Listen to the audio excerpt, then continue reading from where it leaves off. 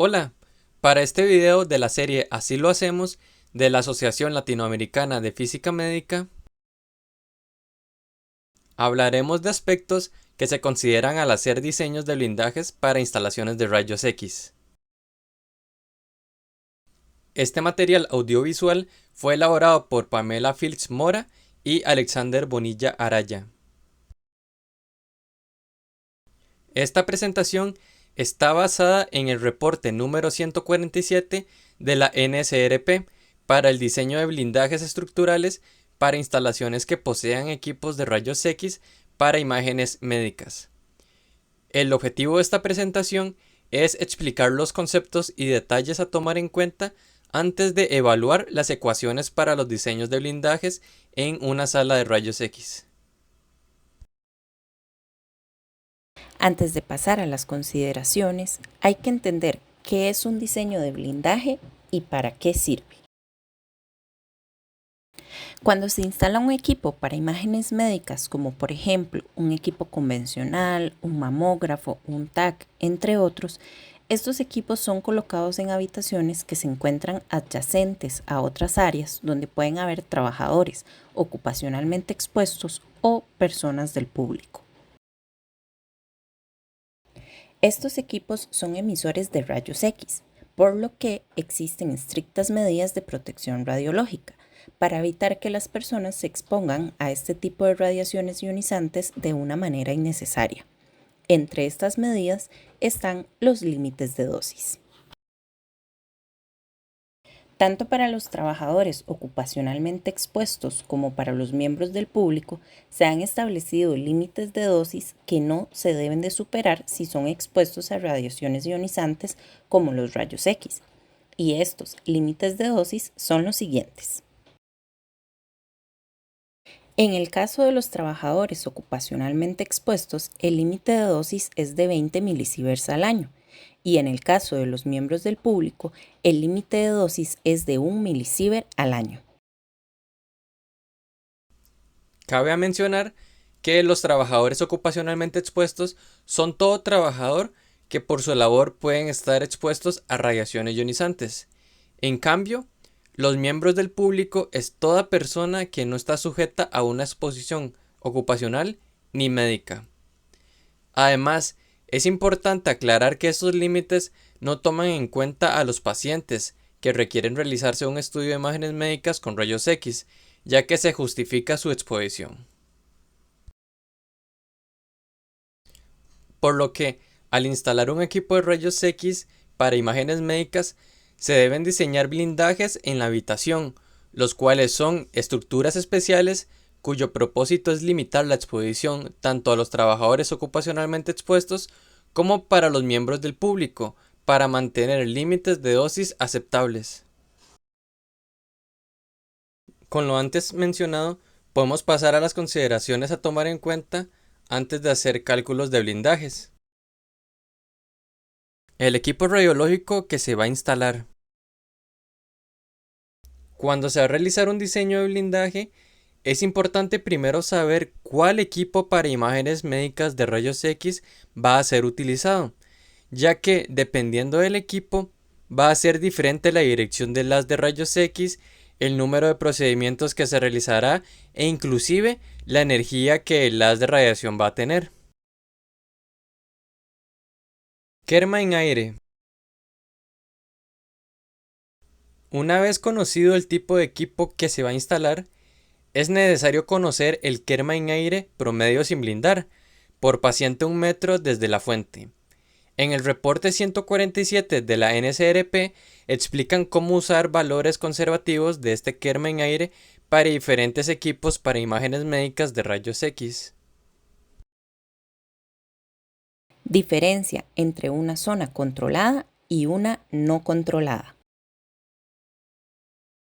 Cuando se diseñan blindajes, es necesario diferenciar entre un área controlada y un área no controlada en un hospital o clínica. La NSRP 147 define un área controlada como zonas que requieran un control de acceso, ocupación y condiciones de trabajo con fines de protección radiológica, como la sala donde se encuentra un equipo emisor de rayos X, la cabina de control u otra área que cumpla las características antes mencionadas. Ahora bien, las zonas no controladas en este reporte son definidas como todas las demás áreas del hospital o la clínica y también toma en cuenta sus alrededores, como por ejemplo un pasillo donde transitan personas del público, un parqueo, entre otras. Por lo que es de suma importancia a la hora de instalar un equipo para producción de imágenes médicas, conocer muy bien dónde este equipo va a ser colocado, cuáles son todas sus áreas adyacentes y la clasificación de cada zona. Factor P. El factor P son los niveles de Kerman-Aire que se esperan alcanzar como meta del diseño del blindaje. Para este factor se consideran los límites de dosis tanto para trabajadores ocupacionalmente expuestos como para los miembros del público y también considera el tipo de zona. En el caso de las zonas controladas, donde van a haber trabajadores ocupacionalmente expuestos, que recordemos que el límite de dosis para este tipo de trabajadores es de 20 milisieverts al año, pero a la hora de hacer el diseño de blindajes se limita la exposición a una dosis efectiva que no supere los 5 milisieverts al año, lo que se traduce a una cuarta parte del límite de dosis. Para lograr esto se considera un factor P de 0,1 miligrays a la semana. Por otra parte, para el diseño de los blindajes para zonas no controladas, donde se encuentran miembros del público, se tiene como meta que la dosis efectiva no exceda el límite de dosis de 1 milisievert al año, por lo que se considera un factor P de 0,02 miligrays a la semana. Es necesario establecer la distancia entre la fuente emisora de radiación ionizante y el individuo más allá de la barrera, o sea, el blindaje. Para esto, el reporte 147 de la NCRP recomienda lo siguiente. Para paredes, puede asumirse una distancia desde la fuente hasta una distancia no menor de 0,3 metros más allá de la barrera. Para el techo, puede asumirse una distancia desde la fuente hasta una distancia de al menos 0,5 metros sobre el piso que se encuentra encima de la habitación que contiene al equipo de imágenes médicas. Para el suelo, puede asumirse una distancia desde la fuente hasta una altura no mayor de 1,7 metros sobre el piso que se encuentra en la habitación de abajo de la sala que contiene el equipo de imágenes médicas. Factor de ocupación. El factor de ocupación se define para un área como la fracción promedio de tiempo máximo que una persona está presente cuando el haz de rayos X está funcionando. Por lo tanto, es una fracción de las horas de trabajo semanales promediadas a lo largo del año, que está ocupada por la persona que pasa más tiempo ahí. Generalmente los factores de ocupación en áreas no controladas serán determinados por empleados de la instalación o empleados en salas adyacentes. Pocas veces son determinados por visitantes de las instalaciones o sus alrededores. Para la obtención del factor de ocupación, se deben realizar suposiciones razonables y realistas, tomando en cuenta las circunstancias particulares de cada área o si la función de áreas adyacentes cambia con el tiempo. En el caso de áreas controladas, deben de diseñarse con factores ocupacionales unitarios, por ejemplo las salas de rayos X o cabinas de control. También en áreas adyacentes que no son relacionadas con el edificio o tendrán una ocupación futura, deben de ser consideradas como completamente ocupadas, que esto sería un factor de ocupación igual a 1, pues son áreas sujetas a cambios sin el control de las instalaciones del equipo de rayos X. Cabe mencionar que el reporte 147 de la NSRP brinda como sugerencia distintos factores de ocupación para distintas áreas que pueden haber en un hospital o una clínica. Carga de trabajo. La carga de trabajo de un tubo de rayos X para imágenes médicas es la integral de tiempo de la corriente del tubo de rayos X durante un periodo específico y generalmente se expresa en unidades de miliamperios minuto. Lo más común es especificar la carga de trabajo en un tiempo de una semana. Sin embargo, es habitual también especificar la carga de trabajo promedio por paciente, definida como una carga de trabajo normalizada. Esta puede incluir exposiciones múltiples según el tipo y objetivo del estudio clínico. La carga de trabajo total se define como el producto de la carga normalizada y el número de pacientes promedio por semana.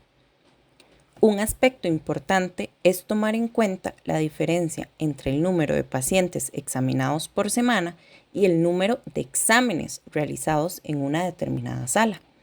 Este último es un proceso específico realizado en una sala de rayos X, por lo cual un mismo paciente podría recibir varios exámenes mientras se encuentra en la sala, incluso con diferentes receptores. Dicho esto, expresar la carga de trabajo en términos de números de exámenes de pacientes no es lo adecuado, pues puede generar una carga de trabajo mayor a la que realmente se tiene.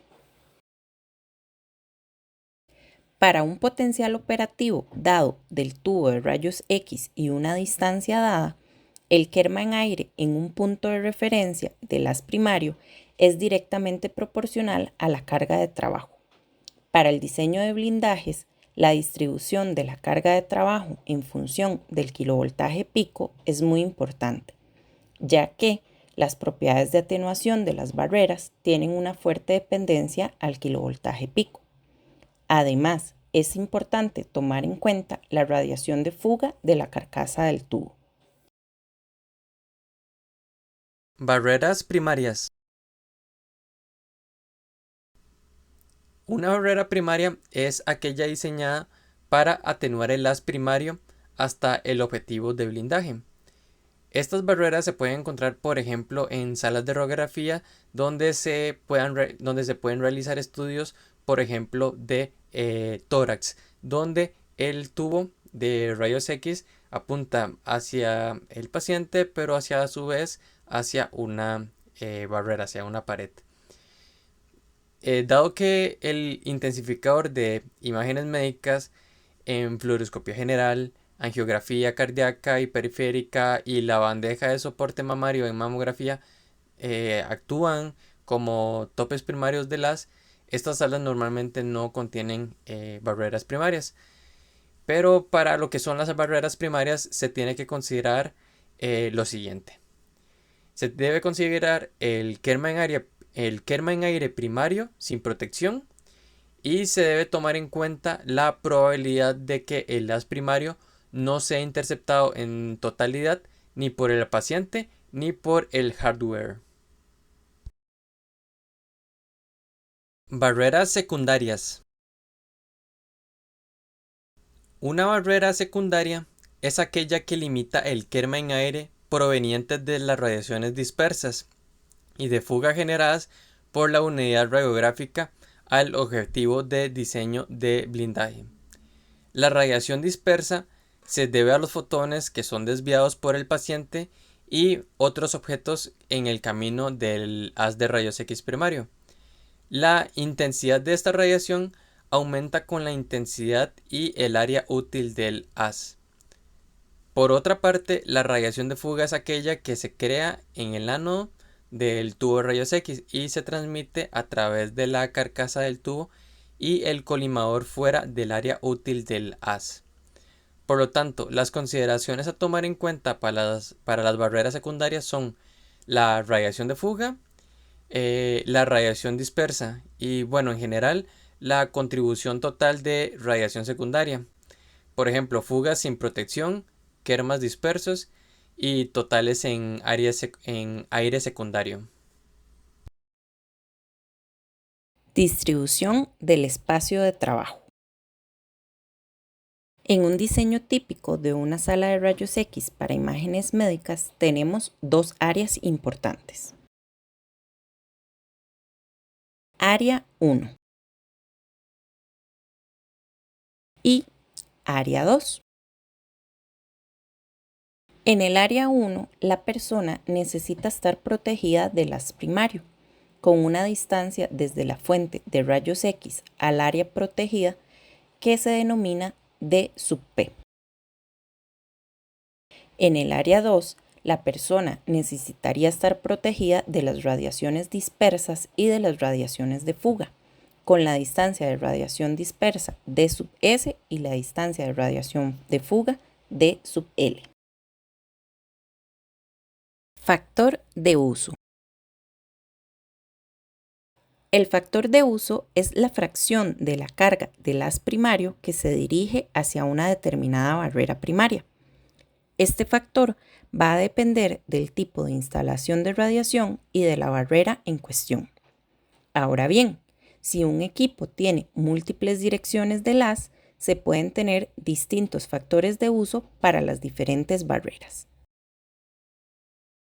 Tipo de material a usar para el blindaje. También es muy importante tomar en cuenta el tipo de material que va a ser utilizado para el diseño del blindaje, ya que distintos materiales no van a atenuar la radiación de la misma manera. Hay materiales que van a atenuar más que otros bajo las mismas condiciones, por lo que dependiendo del material es posible que se tenga que utilizar mayores o menores espesores. Además, hay que considerar el kilovoltaje para la producción de los rayos X, ya que recordemos que el kilovoltaje indica el poder de penetración de los rayos X.